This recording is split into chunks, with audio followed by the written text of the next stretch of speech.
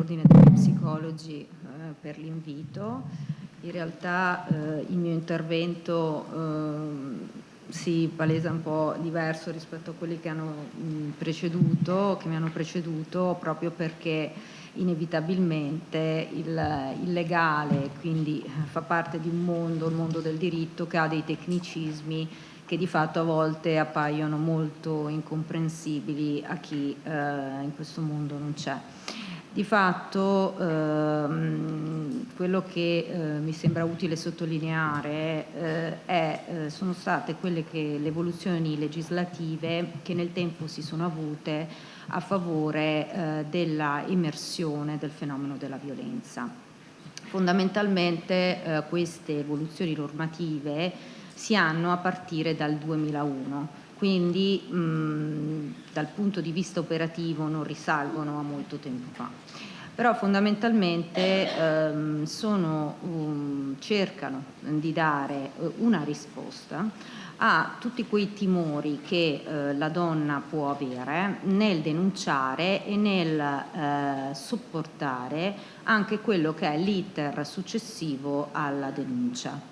Perché, come giustamente ha sottolineato la dottoressa Cerato, è importante che la donna venga resa consapevole del fatto che verrà sentita in sede di indagini preliminari dal pubblico ministero, dalla polizia delegata, e dopodiché verrà nuovamente sentita, qualora ovviamente si scelga la strada del dibattimento, l'imputato scelga la strada del dibattimento, nuovamente in sede appunto di giudizio. Quindi la donna è chiamata alla rievocazione degli eventi. Fondamentalmente i timori che la donna può avere nel non denunciare sono fondamentalmente legati alla paura di rimanere sola, un timore enorme di non arrivare a fine del mese dal punto di vista economico, il timore di non poter adeguatamente difendersi attraverso l'ausilio di una difesa tecnica, quindi di un avvocato perché non ha i soldi, e da ultimo il timore di perdere i figli, che è un elemento che almeno per le donne che sono venute in studio da me con problematiche di questo tipo è un elemento che costantemente si ripete, cioè un fondamentale timore di non essere creduta e che anzi il suo carnefice abbia la meglio e nel portarle via i figli, ciò che ha più di caro. Fondamentalmente quindi il legislatore è consapevole che tutti questi tasselli compongono quel muro del silenzio che invece si è chiamati soprattutto attualmente a cercare di sfondare. E quindi a partire dal 2001 introduce una serie di strumenti normativi importanti. Il primo fra tutti è la possibilità che appunto il maltrattante o l'abusante venga allontanato dalla casa familiare. Ma l'allontanamento dalla casa familiare, che è per un periodo circoscritto di tempo, non è solo legato a un'ipotesi di reato, perché quando noi parliamo di reato parliamo di fattispecie incriminatrici specifiche. Ad esempio il maltrattamento richiede che la condotta sia abituale, quindi che ci siano più maltrattamenti. Allora non è sempre facile che si riesca a dimostrare che ci siano questa pluralità di atti. Magari gli atti sono stati anche pochi. Allora a volte le donne mi dicono: ma io sono stata maltrattata una volta, 2 volte nell'arco di un tempo magari neanche molto ristretto. Ecco, in realtà il legislatore non risponde solo con la forma dell'allontanamento dalla casa familiare, che è una misura cautelare di natura penale, ma risponde anche con gli ordini di protezione, che è un istituto che a me è molto caro ed è un istituto che ha un'origine civilistica, quindi non ha niente a che vedere con una misura penale, e che consente proprio alla donna di avere una tutela di fronte a tutti quegli atti lesivi dell'integrità fisica, psichica, ma anche di tutti quegli atti lesivi della sua dignità dal punto di vista economico, e che la portano a poter chiedere anche personalmente, quindi senza l'ausilio di un difensore, al tribunale civile l'allontanamento dell'abusante. Ora, da questo punto di vista, quindi dal punto di vista della difesa tecnica, oltre ad assicurare uno strumento peculiare, che è uno strumento civile che non richiede la presenza dell'avvocato, laddove è richiesta la presenza dell'avvocato, come è stato sottolineato anche dalla dottoressa Puglisi, l'avvocato è gratuito. E questo è un elemento che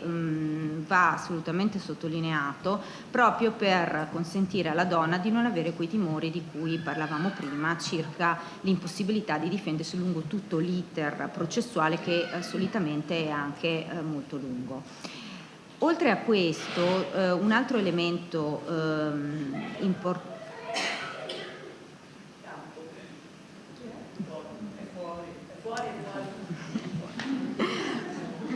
Oltre a questo aspetto che sicuramente ha una sua rilevanza, il giudice, sia il civile che sugli ordini di protezione, sia il penale, l'allontanamento dalla casa familiare, ha la possibilità di stabilire un assegno a favore della donna maltrattata, nonché dei suoi figli, proprio per sostenerla economicamente in assenza del marito, magari unico percettore di reddito, e questo assegno può essere anche detratto automaticamente dallo stipendio dell'uomo. Quindi nel caso in cui spontaneamente non addivenga il pagamento, c'è la possibilità che gli venga trattenuto direttamente. Veniamo da ultimo, poi magari